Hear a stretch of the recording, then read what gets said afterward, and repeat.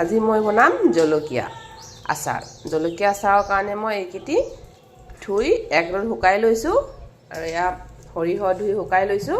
সৰিয়হখিনি প্ৰথমতে মই এয়া ভিনেগাৰত তিয়াই থ'ম অকণমান দেৰিৰ কাৰণে আৰু জলকীয়াখিনি অলপ সৰু সৰুকৈ কাটি ল'ম।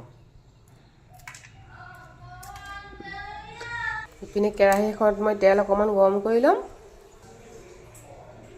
ভিনেগাৰত দিয়া সৰিয়হখিনি মই মিক্সিত পিচি ল'ম। এয়া তেল গৰম হৈ গ'ল, মই গেছটো বন্ধ কৰি দিম।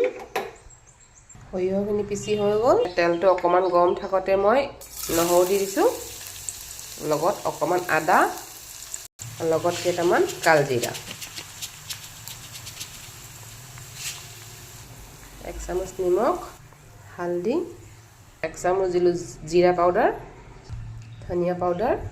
এতিয়া মই কাটি লোৱা জলকীয়াখিনি দিম, লগতে পিচি লোৱা সৰিয়হখিনি, এয়া দি জলকীয়া